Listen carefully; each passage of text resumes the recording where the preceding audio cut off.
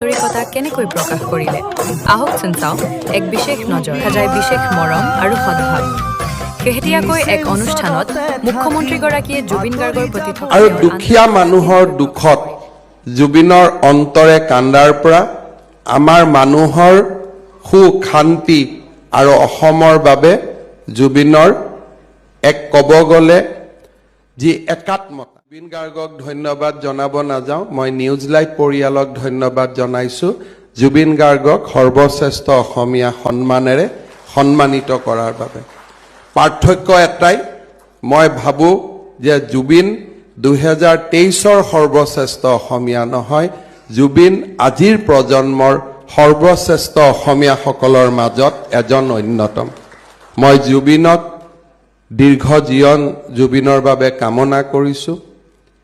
যেতিয়া ক্ৰিয়েটিভিটি এটা এজন মানুহৰ জীৱনৰ পণ হয় আমাৰ দৰে ব্যৱহাৰ তেওঁৰ পৰা আশা কৰাটো অনুচিত কেতিয়াবা জুবিনৰ ব্যৱহাৰ জুবিনৰ কথা বতৰাই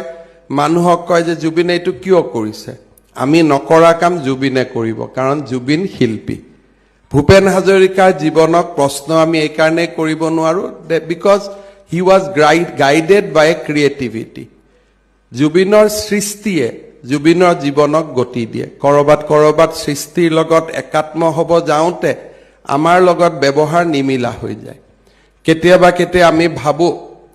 যে ভগৱান শিৱই কিয় ভাং খায়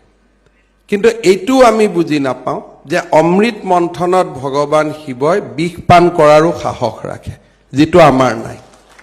যেতিয়া আমি নিজৰ লগত তুলনা কৰো কোনোবা এজন মানুহক বেলেগ লাগে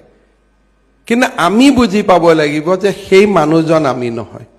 আমাতকৈ সেই মানুহজন অলপমান বেলেগ মই উচ্চ নিশ্চ ক'ব নাযাওঁ কিন্তু আমাতকৈ পৃথক বহল পৃথিৱীৰ পৰা পৃথক মোৰ ব্যৱহাৰ আৰু জুবিনৰ ব্যৱহাৰ স্বাভাৱিকভাৱে একে হ'ব নোৱাৰে তাক আমি ভালো পাব নালাগে বা তাক আমি সমালোচনা কৰাৰ প্ৰয়োজন নাই জুবিনৰ প্ৰতিভা আমাৰ সম্পদ জুবিনৰ সৃষ্টি আমাৰ সম্পদ জুবিনৰ গান আমাৰ সম্পদ জুবিনৰ গানে বহু দিনলৈ অসমীয়াক আলোড়িত কৰি ৰাখিব জুবিনৰ গানে অসমীয়াক বহু দিনলৈ প্ৰেৰণা যোগাই যাব জুবিনৰ গান অসমীয়া জাতিৰ বাবে সাহস হৈ থাকক জুবিনৰ গান মানুহৰ সুখ দুখৰ প্ৰতিফলনৰ এক মূৰ্ত প্ৰতীক হৈ ৰক জুবিনে দীৰ্ঘ জীৱন